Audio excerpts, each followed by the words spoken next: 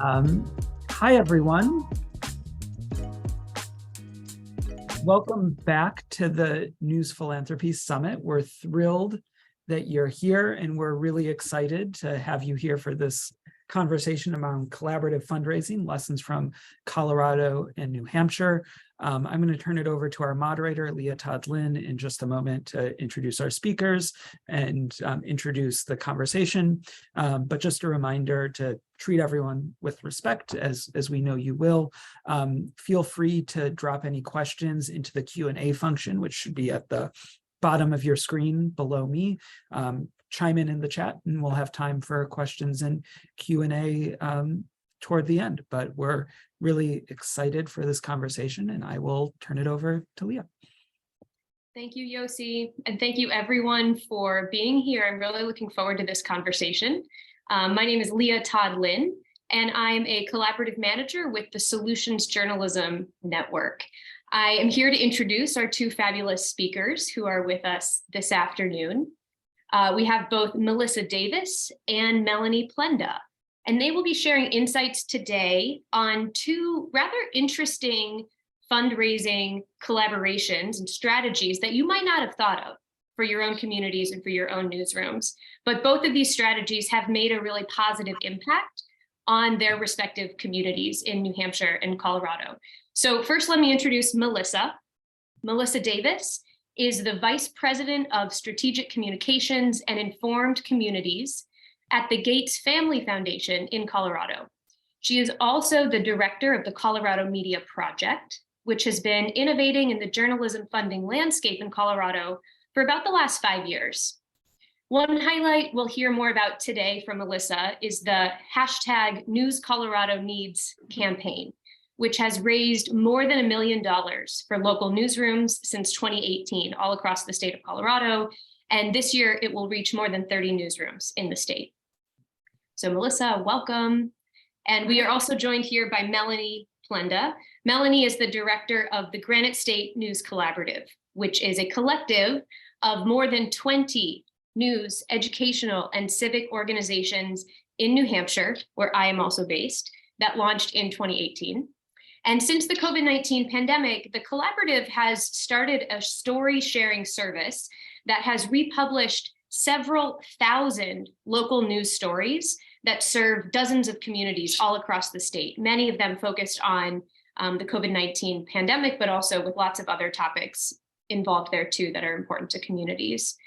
The collaborative has also hosted a number of community engagement events, which is part of its mission, part of what it does for the community here, including the New Hampshire News Philanthropy Summit, which Melanie will be talking about today. This brought together more than 50 journalists, business leaders, and members of the philanthropy community all across New Hampshire to talk about ways to strengthen support for the news media ecosystem here in New Hampshire. So both of these leaders here are really raising the profile of local news in their respective states and making the case to potential funders, potential supporters, that informed communities are thriving communities. So we'll have, I think, lots to learn, lots of insights and takeaways from both of them.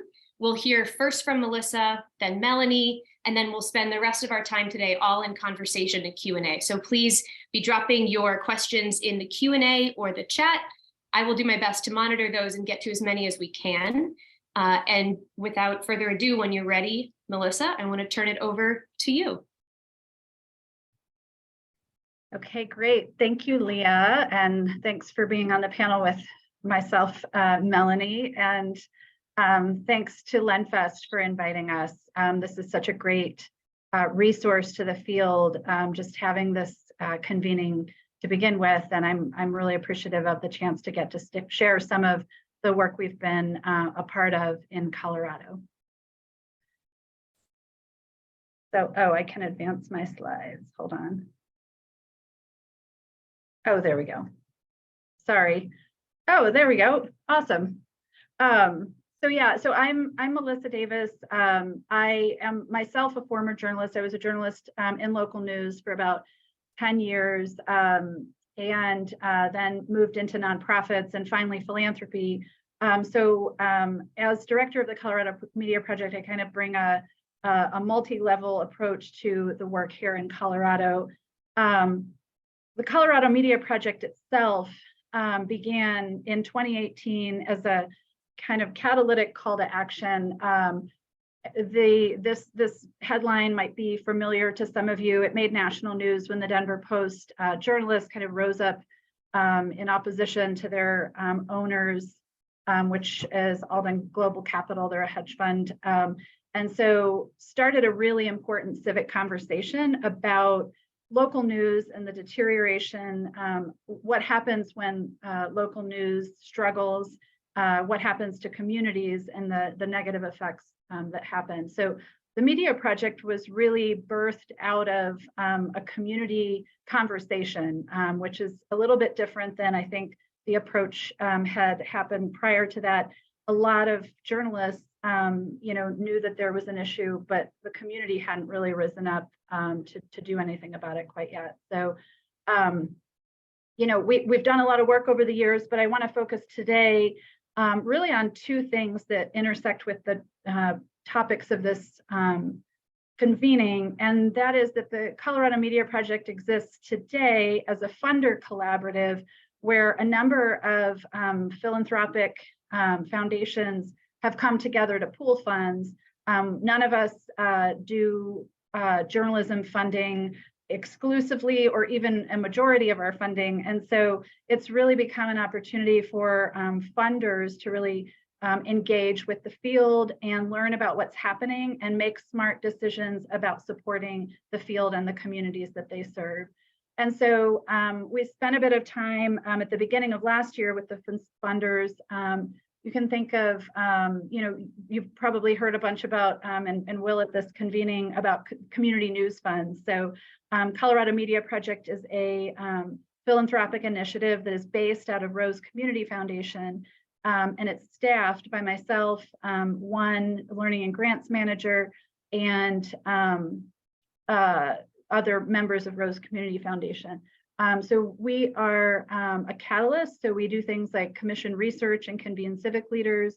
We also pool funds and make grants, both to individual newsrooms and to ecosystem builders. And we're also an advocate. So we host a number of public events, webinars, learnings, convenings to advocate for continued strengthening of the field. Since 2018, CMP has raised more than $5 million to build a more responsive, resilient, and inclusive local news ecosystem in Colorado. And about 95% of that has come from these 6 foundations. We have other funders who are kind of putting into the pooled fund, and we make decisions in a number of different ways through open call grant opportunities or through committees as well for the decision making that sometimes involve members of the field as well.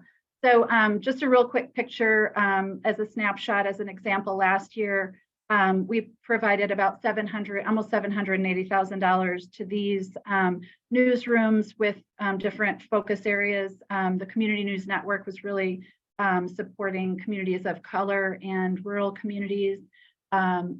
We worked with national partners, so we did some grant making there to serve the field in Colorado. And then some of our core partners, CoLab, the Colorado News Collaborative, the National Trust for Local News, which recently purchased Colorado Community Media and established the Colorado News Conservancy. And increasingly, we've been working directly with the Colorado Press Association.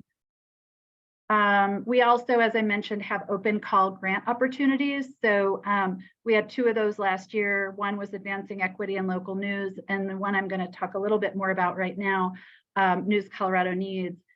Just as a side note, I guess 2 weeks ago, we announced over $350,000 in grants for our second cohort of Advancing Equity in Local News projects to, I believe, 27 different newsrooms or collaboratives that were going on across the state. So that was an open call where newsrooms and communities themselves can tell us what they want to work on, and then the funding flows from that. So I'm going to deep dive now just for a minute into one of the programs that we actually started the very first year that we brought the Colorado Media Project together. It was called News Colorado Needs, and it's really modeled after the National News Match program. So we really admired that program. I, as a funder through Gates, had put into that program. I sometimes call it my gateway drug into funding journalism, but it was News Match is really the inspiration for this. But I'm going to tell you a couple of ways it's different. You know, as food for thought about how you might do something like this at the state level. The purpose of News Colorado Needs, we really set out to help newsrooms learn how to tell their story and increase transparency around how they do their work and really build mission donors or contributors by spotlighting the vital work that they provide to our communities. We also wanted to help build public support. So this is really a fundraising. Gates Family Foundation, Colorado Media Project puts in $5,000 grants that are intended to inspire support from individuals and to really help newsrooms understand how to do year-end giving campaigns. And then third, we wanted to use a cohort structure to build fundraising capacity and a membership mindset by pairing in the cohort, experienced year-end fundraisers like public media and some of the nonprofit newsrooms that have been doing this for years with some of the locally owned and operated newsrooms, independent newsrooms in our state. And that's a defining factor that makes this program a bit different. So this is kind of in the weeds of it, but hopefully there's enough practitioners and funders out there that you appreciate a little bit of the program design. Like I said, to be eligible for this program, we really require locally owned or locally operated Colorado news organizations. We don't require them to be nonprofit, which is different than INN's News Match program. And for us as place-based funders, that was really important because we recognize that some of these locally owned and independent for-profit newsrooms are really struggling. They don't have a lot of innovation dollars. And if they want to continue serving their communities, that something like this is really a huge boost for them. We also require that these newsrooms be regularly publishing nonpartisan local news. And in recent years, we've really partnered with CoLab and the Colorado Press Association to make a requirement that they have to be a member or a partner of one of those organizations. And we use them, I'd say, as a proxy to tell us as funders, who qualifies for the program. And agnostic of business model. As I mentioned before, Rose Community Foundation is our fiscal sponsor. And as Colorado Media Project, we actually have another layer of responsibility in that we sign off and vouch for basically the newsrooms in the program receiving grants that they are using the funding for philanthropic purposes. And we've gotten some legal opinions, by the way, if anyone wants to explore that further, that this is acceptable. So, and then the fine print, again, this is just how the program is run. We run the match period Giving News Day through the end of December 31st. We match all contributions from individuals of $1,000 or less during the match period up to $5,000 per newsroom. It's really about individual giving, and so we don't really include sponsorships or other matches that newsrooms might raise themselves. And then for-profit newsrooms, we really work with them to understand how they need to use language to be very clear that these aren't tax-deductible donations, but they are contributions that are not tax-deductible. And I will mention that our partner, implementation partner, CoLab, also offers some processing if they need to process their individual contributions through CoLab. But it's still not tax deductible. So grantees receive $5,000 matching grant from the Colorado Media Project. They receive cohort-based workshops on campaign planning, messaging, individual fundraising, best practices from CoLab. For the first 3 years, I guess, the implementation partner was really News Revenue Hub. And so we were using a lot of the same messaging, collateral, all the things that Newsmatch was using. And just want to give Newsmatch and Josh Stearns a shout out because for helping us get started in the early days and just saying, yeah, use all that stuff if you want it. So let's see. Yeah. So, and then we also use customizable campaign collateral and messaging templates from Collab and previously News Revenue Hub, and then individual coaching and fundraising plan review from Collab, and myself and our learning and grants manager at CMP also serve as coaches as well. So here's the results from this particular program.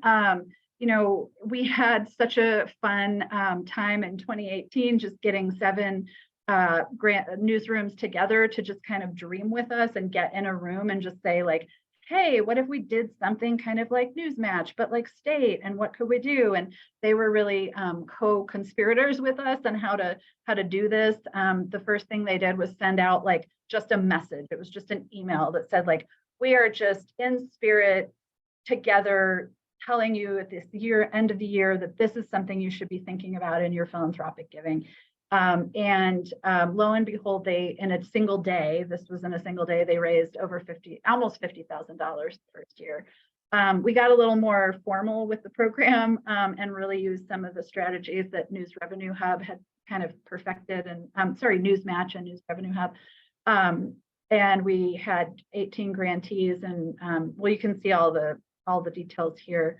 I won't go into them, so you can ask me any questions afterwards. But this year, we had 32 newsroom grantees participate, and we just got our reports were due yesterday, so I don't have exactly how much we raised, but I think you can see the trajectory is pretty impressive.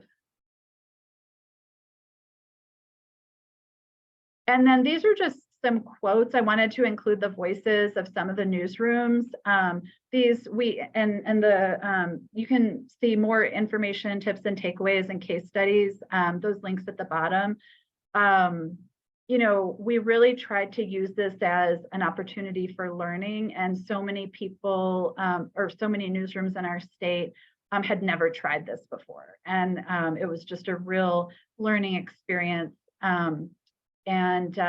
So I look forward to answering any questions you have about Colorado Media Project, the News Colorado Needs Initiative, or anything else that we're doing in Colorado after we hear from Melanie. So thank you.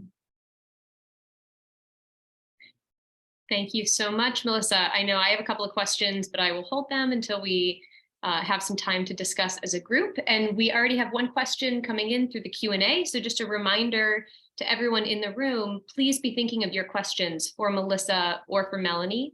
Drop them in the chat or Q&A now, and we will get to them after Melanie speaks. So Melanie, the floor is yours.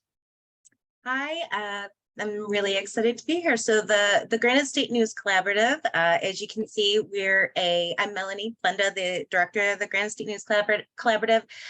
We're a collective of more than 20 local media, education, and community partners, that are working together to produce and share news on stories on the issues that most impact our state. And really what we exist to do is we exist to fill the gaps. And so those gaps typically are people and resources when it comes to our partner newsrooms and communities that are the community members that partner with us. And we do this in a few different ways. So we manage a news exchange where we provide partner content to all of the partners. They can cross-publish on any platform. These stories are of statewide impact and usually solution stories, and they're generated by the partners and then shared throughout with the partners. And we manage the mechanism by which we do that. We also help our partners coordinate coverage of major events and issues with each other and help manage those efforts. And if you can imagine, these are 20 very different kinds of outlets all over the state. We have public media, we have legacy outlets, we have online only, we have startups, we have magazines, and it's a small state, so we all relatively knew each other before we partnered, but even I never thought that, or wasn't quite sure we would ever get to a point where the partners, where they literally once were rivals, now regularly email each other or email me and say, hey, can we coordinate on this? Hey, are they covering this? Because what happens is not only it helps each partner conserve their resources, and they can do that without sacrificing quality or content for their communities. In fact, they're giving their communities more content and more quality, and it's all really local and produced by people that we trust. It's trusted local journalists and editors. The other thing we do is we have a team, the collaborative has a team of investigative freelancers and a data editor who will work directly with our partner editors to produce any of those sort of time and resource intensive stories and projects that need lots of research, lots of data, lots of investigation. We pay for the freelancer's time. The partner outlet editor edits it and kind of guides the project, and then everyone in the partnership gets to run those stories, and all these communities get to get the benefit of these statewide impactful stories. Finally, we try to help. One of the other places that we sort of help fill the gaps is that our newsrooms either don't have enough people or they can't find enough people. They all, over the past year or two at least, have been looking to bring in new voices, more diverse voices. So we really saw ourselves as a mechanism for helping them do that. So one of the things that we try to do is we try to sort of train and recruit not only new journalists right out of school, but emerging journalists, maybe folks who've been in the field for a little while, but they've just been freelancing. And then we also try to cultivate kind of new talents out there, maybe non-traditional journalists who have a special expertise or experience or knowledge base that we can kind of tap into. We work with them, we vet them, and then we kind of act as that bridge between the newsrooms and the broader journalism talent that's out there. All of our services are free to member outlets, although however, all members contribute in-kind time and resources and their own work product. It's really kind of amazing that all of the partners really have found different ways to contribute and participate and keep all of this going. So the next slide, please.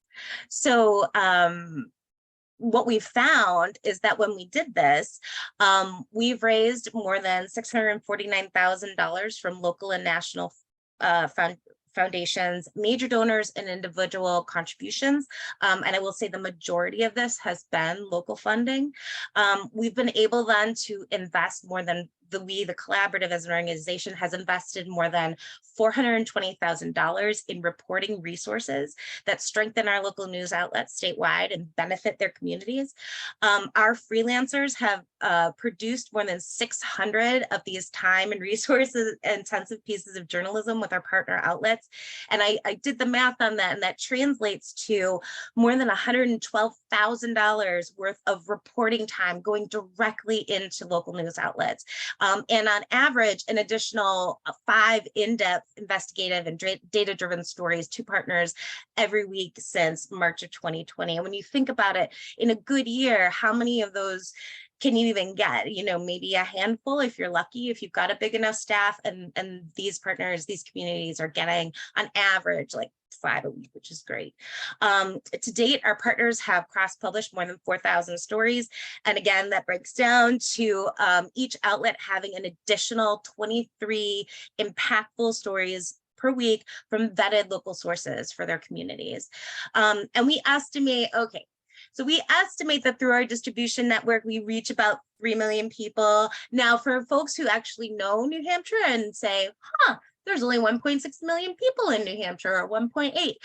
This is because this is a very hard number to get at. So this is if you took all of our coverage areas and put them together for all our partners. And also we have a lot of border states that we also cross-publish into. So I will say it's between 1.8 to 3 million people, but it's a lot of people, and it's definitely the whole state of New Hampshire, which is really satisfying to me. So next slide, please. So we found ourselves kind of looking around and thinking, well, this actually is kind of working, and we kind of, knock wood, work really well together. So what else can we do together? Where are those other gaps? And so just in looking around, New Hampshire has just to set the scene for you, New Hampshire has a smallish pool of local donors and an even smaller number that invest in local journalism.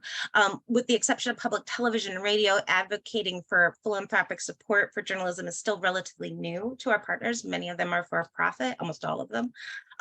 In talking to funders and other partners who had tried to expand their donor base, the reasons that we kept hearing largely came back to a lack of understanding of how investment in local news would help the funder meet its mission, meet its stated mission, meet its goal, and what that partnership could look like. And honestly, even for folks, and I'll speak for myself, I was very new I had never been in nonprofit news. I had never done development. I didn't even know what it was till I took this job. So I was learning on the fly right along with my partners. And I found it even hard in the beginning to make that case for local news because it can be nebulous, and you can say, because democracy, but then, and people will get it, but then they're like, yeah, but how do I measure that? And how do I explain it to my board? And so they were real practical questions that we needed to try to answer for folks. So around December of 2021, the collaborative, along with our partners at the Concord Monitor, newspaper, and Necky S. Loeb School of Communications, came together with the idea of starting to bridge that educational gap. So we decided, after a lot of initial discussions with each other and with some exceptionally helpful local funders who had and continue to support us, we sort of landed on this idea of a summit that would help bring together leaders in the philanthropic, business, and higher education communities with the leaders from the local news outlets. And the goal was to begin the conversation about how we can partner to achieve our common mission of a healthy, thriving, and informed New Hampshire. And when I say the goal was not to trap everyone in this room and give them a sales pitch, I mean it, because that was the best advice we could have gotten, again, from one of our really helpful and gracious local funders. She's like, you don't want to make them feel like they're stuck in a timeshare. And so really what we wanted to do was to do what we do best. We wanted to provide information and education. So as you can see, we kind of built our program around, okay, let's lay the foundation to explain what does the national picture in news look like? And then how do we bring it back home? What is investment? How can we paint the picture of what investment in local news looks like? Well, when there's investment, there's innovation. And so if we could show people who maybe aren't familiar with it, how newsrooms can innovate when they do have this partnership with local funders and local leaders, this is what it looks like. So we gave them examples of different projects that we were able to do because of local investment. And then we had the two funders who really have been champions of local news in a panel to explain why and how did they talk about it with their board and how did they land on this being a good investment. Next slide, please. And then oh yeah, no, actually this one, I'm sorry, the last one, the question, sorry. So we wanted it to we kind of looked at it as, we wanted this to be an event that people could use, that they could walk away with their questions answered. And I think we wanted to do that, especially because we forget, I think primarily when we're in the news business, we forget that we have something to offer. We don't have to come hat in hand to our local funders. We are actually good partners who do want to do right by our communities, just like the other community leaders. We are leaders in our community, and we should be able to speak with each other to kind of come up with a common solution. And that's really sort of the spirit that we put this together. And that's what led to the questions that we wanted the event to answer. The outcomes, just to be completely transparent, were way beyond what we expected. We thought if we could get 20 people, including like the three of us that were putting it together in the room, we'd be doing great. But we got more than 50, and it was an even split between newsroom leaders and philanthropic leaders and business leaders. We were featured in newsletters, as you can see there. It was Lenfest Night, Democracy Fund, NEMA Reports, SJN. We did a Lenfest workshop. We had 10 follow-up conversations with potential local and regional funders that we would not have had otherwise. And it actually led directly to 3 new grants that we got this fiscal year, which again, we wouldn't have had otherwise. And now what I believe will be sort of ongoing relationships with those new funders. And not too shabby for for kind of a scrappy production that we put on for like $2,500, but a lot of intention and a lot of thought went into it to make it what it ended up being. And then, the big thing one of the big things that came out of it was Report for America actually asked us if we wouldn't mind being a case study to look at developing a strategic plan for a community news fund. So here's where I actually feel like I have so much to learn from Melissa. I loved all of what she was saying, and I hope to kind of pick her brain as we get more into this.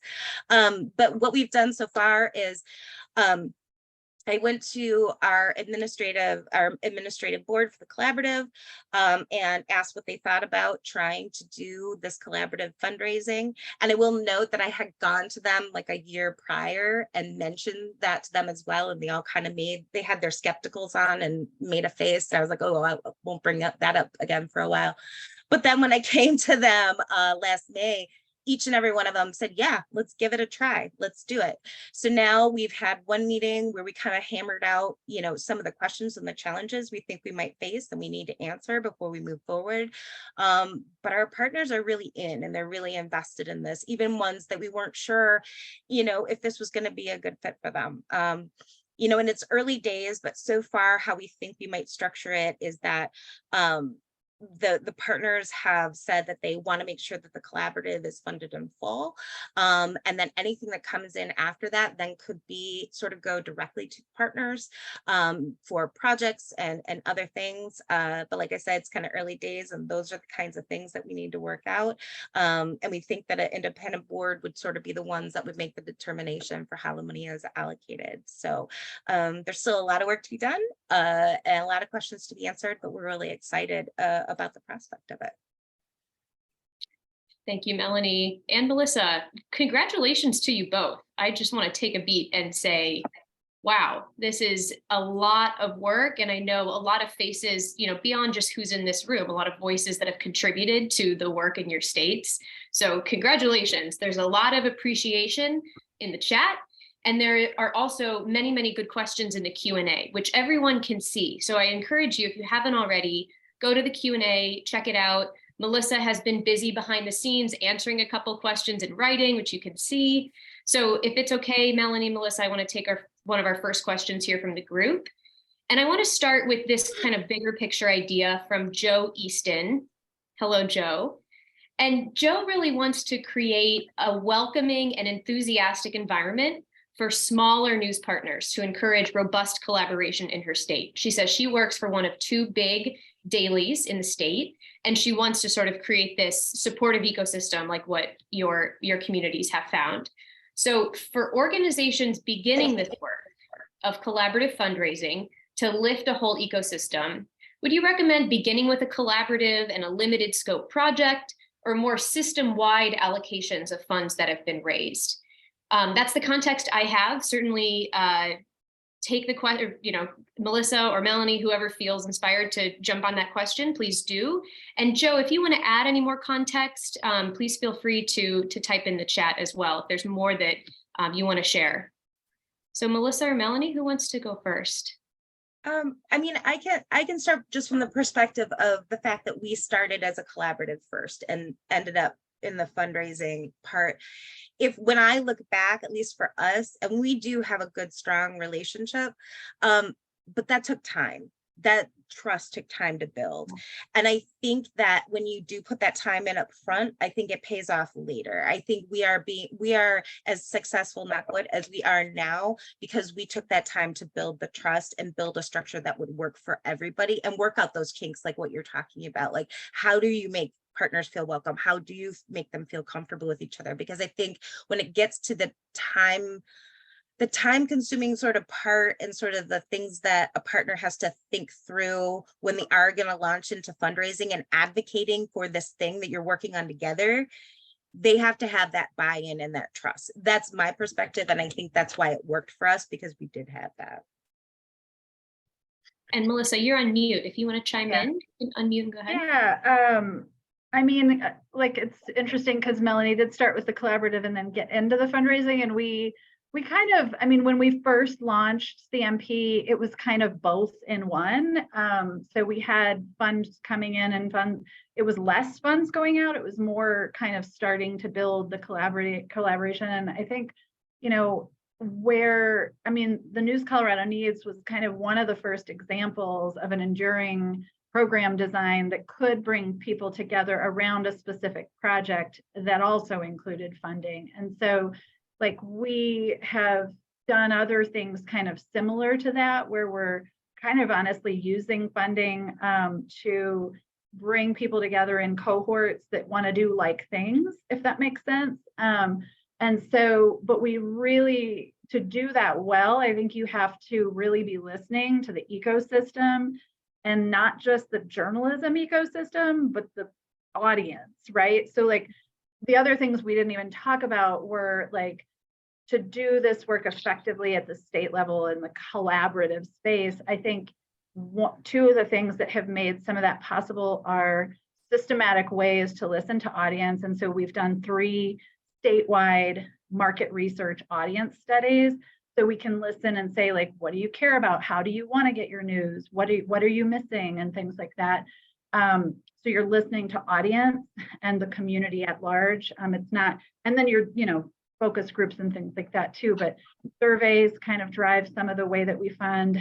And then also listening to the field and the needs. And I can drop something in the chat in a minute, but I think it was 2 years ago, maybe in the summer of 2020, we partnered with CPA and Colorado Press Association and CoLab to help design a member partner survey, so that we are really listening, you know, and probing some of the all the newsrooms on what their needs were. And so really having that feedback loop of both audience and news, and then using the funding, you know, the funding really follows those needs, not like just coming up with random things that funders want to do. Yeah, form follows function, right? Is that sort of the spirit of what you're describing there? Yeah, thanks, Melissa and Melanie. I'm hearing from you, Melissa, that having some sort of a systematic feedback loop, not just from the journalism echo chamber sometimes, which it can be, but incorporating the voices of non-news partners and audiences across the state to really ground truth the direction for, you know, the goodwill and the funding that hopefully it sounds like is, you know, trickling up for Joe's community. And she added in the chat that she is in Maine for additional context. And I would also add, you know, Melanie, knowing the work over the years here in New Hampshire, you worked very early on with a number of universities that were not traditional news outlets, right? And they were founding members of your collaborative. And that really, I think, played a role in the tone of the conversations when you're bringing formerly competitive partners to the table and really asking for them to take on a different mindset and say, okay, what can we do together, right? Which I know, Melissa, was the spirit of the very first conversation that hatched that sort of crowdsourcing News Colorado Needs campaign. That was the powerful question, you know, what can we do together? So Joe, I hope that was helpful. And certainly I know others would be happy to chime in the chat too, so please feel free. And I want to move on to our next question, if that's okay with folks. And this is a question probably for Melanie, if I'm reading it right.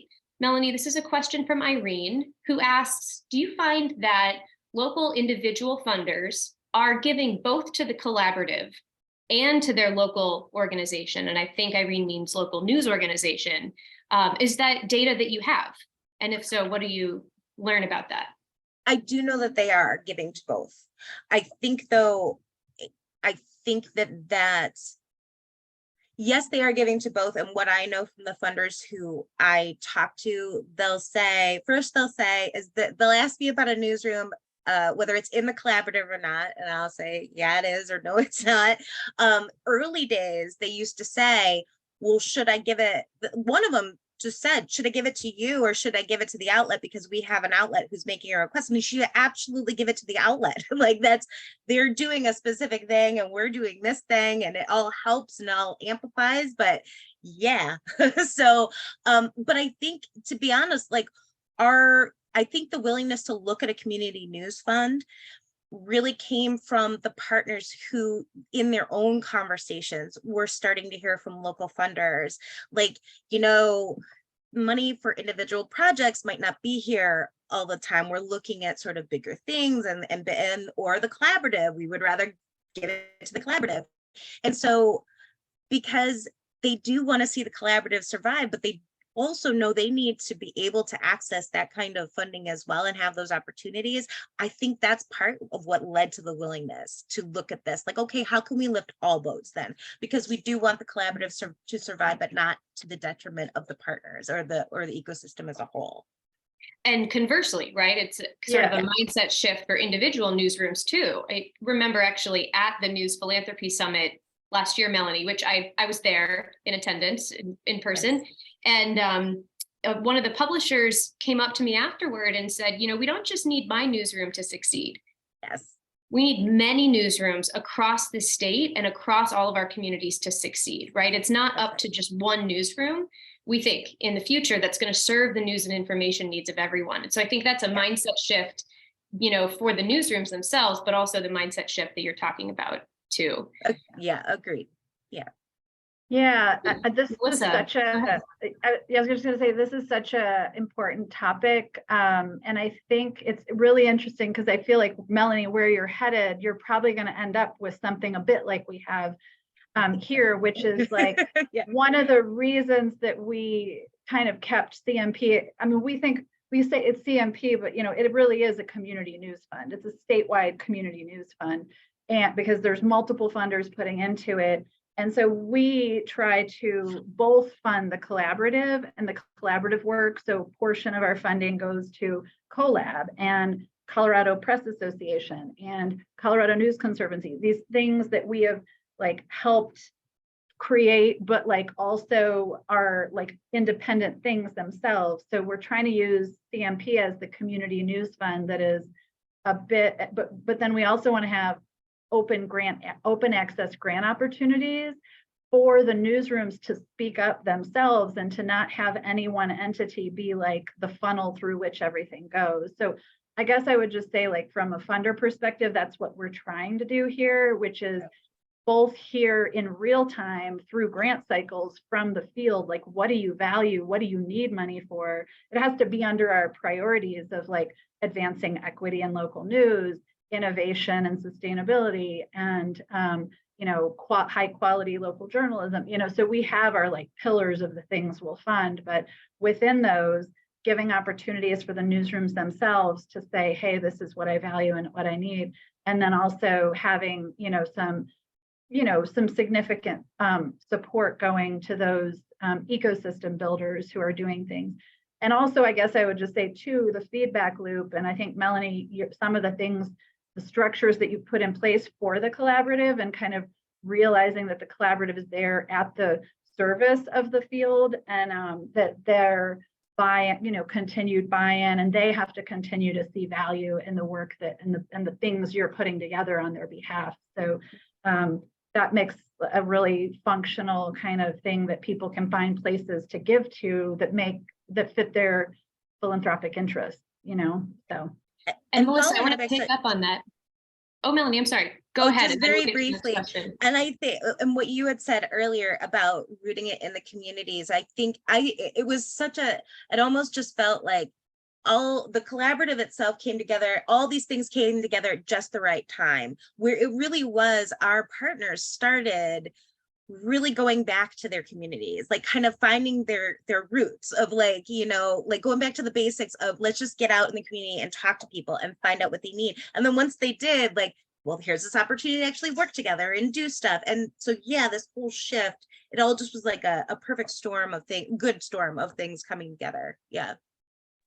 Cool. Thanks, Melanie. I want to direct this next question back to Melissa, picking up on something that you just mentioned, and that is the focus on equity in all of this work, from the journalism to the funding landscape. So this is a question from Anna in the Q&A. Do you think that matching funding can be leveraged to support outlets that serve communities that don't necessarily have the financial capacity to donate to outlets covering their communities? In short, how can matching donation programs center equity? And you responded a bit in writing to this, Melissa, in the Q&A. Yeah. Thanks for that. But I wonder if you can expand briefly on this important Yeah, topic. I mean, this is a tough one because like, I get the question here, like, I don't know that this is the most equitable program of all the things we could do.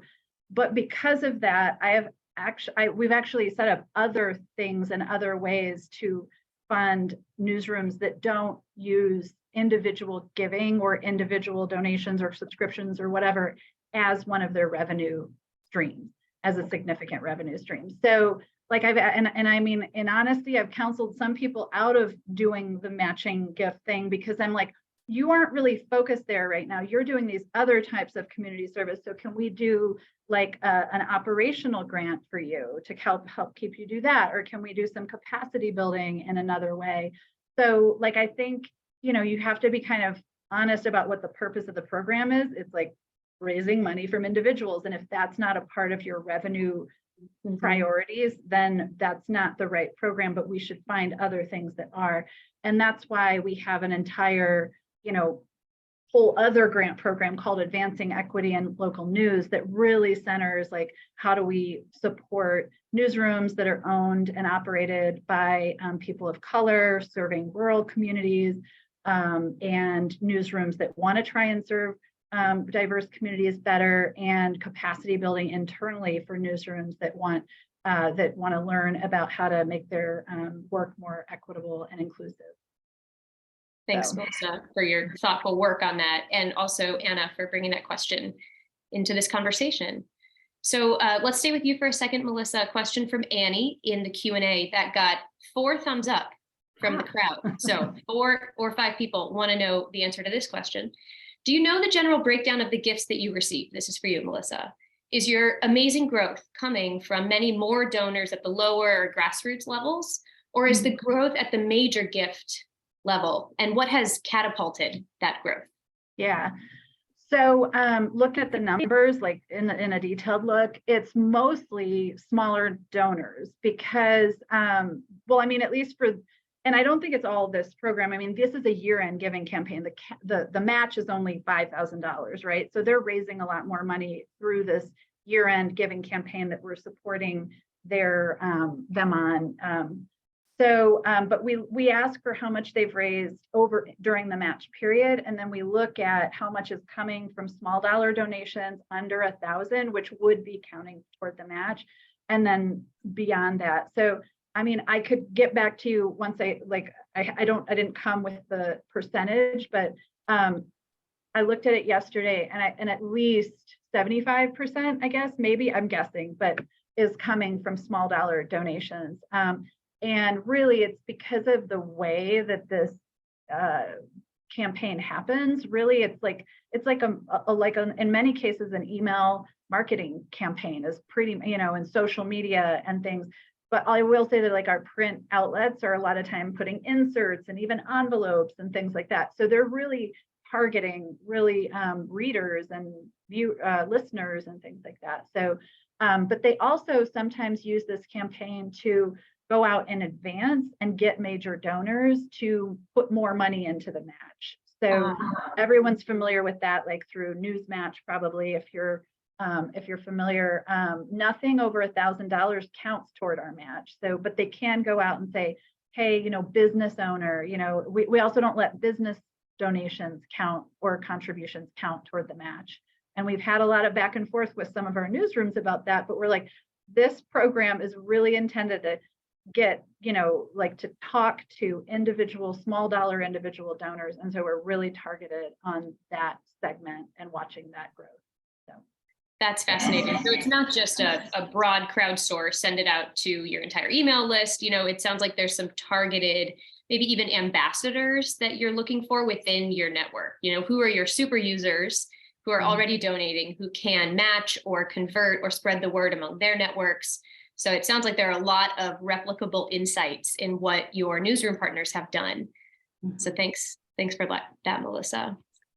Next question from the audience, I think can go to both of you, but let's start with Melanie, if that's okay. This is a question from Jason. How would you, or would you at all, recommend national organizations with a focus on promoting and contributing to local journalism approach place-based or regional funders? Do you have thoughts on that, Melanie?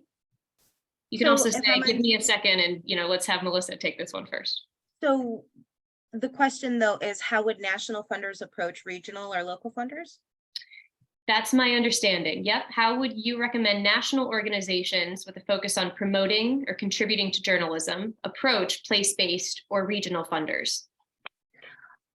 I mean, I think there's usually, I'm not going to pretend to be an authority on that. I think like for New Hampshire, there's two that really fund local journalism. So if they wanted to reach out to the New Hampshire Center for the New Hampshire Charitable Foundation and the Endowment for Health, like those would be great places to start, like the real champions of local news. And I think that hopefully most, if not many, if not most states have some of those. Start there and talk to those folks about what the lay of the land is, who to talk to, who, I think that would be a great place to start. And they are well connected regionally and can give national folks some information. Anyone can always call me as well, and I can point them to anyone I know in the New Hampshire, Vermont, Maine, and Massachusetts area.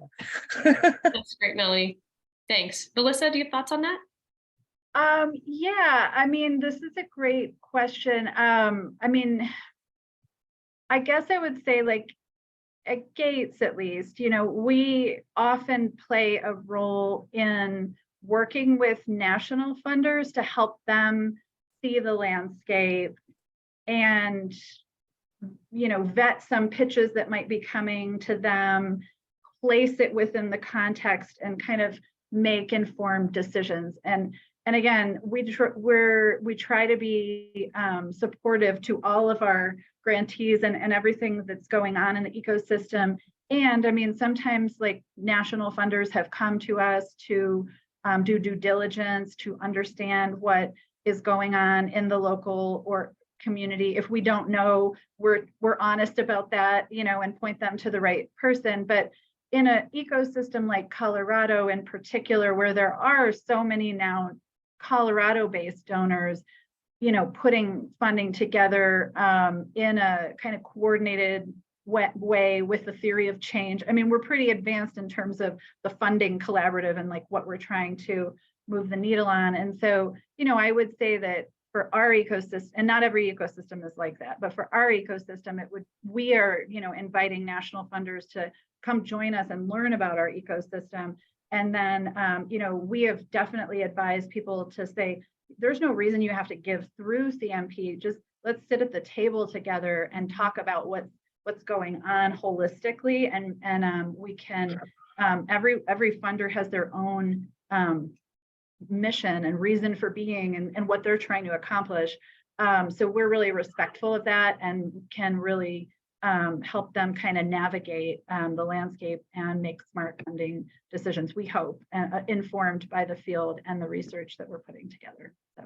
So I'm hearing from both of you, figure out who's already doing what, figure out who are the local champions, both in the journalism landscape and in the funding landscape. And Melanie, I think you're right that in New Hampshire, it's a community where there are local funders who have really become ambassadors for this cause, so to speak, and who will talk to other funders, in their own networks. And then, with the spirit of maybe not duplicating efforts, right, to use the resources well and make sure that you're hearing a representative, group of voices. Thanks for that. So I want to get to just one last question. I think we've gotten to everything in the Q&A. So this is your last chance if folks want to put a question in the chat or in the Q&A. This question comes from Liza Gross, who is a colleague of mine at Solutions Journalism Network. And we should say also, full transparency, SJN has been a supporter from the beginning of the Granite State News Collaborative. So Liza asks for Melanie to talk a little bit about whether you highlight the fact that the collaborative emphasizes solutions journalism as one of the things that you're doing. Do you talk about that when you're talking Yes. about the work of collaborators to funders and to the community? And we Yes, just have a couple minutes left, so brief thoughts.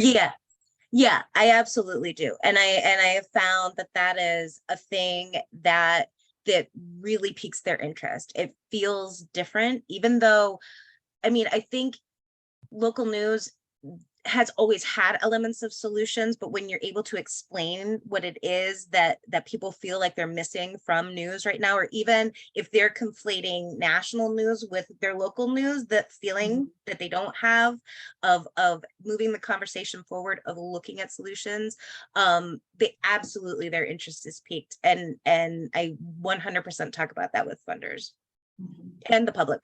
Yeah. Thanks.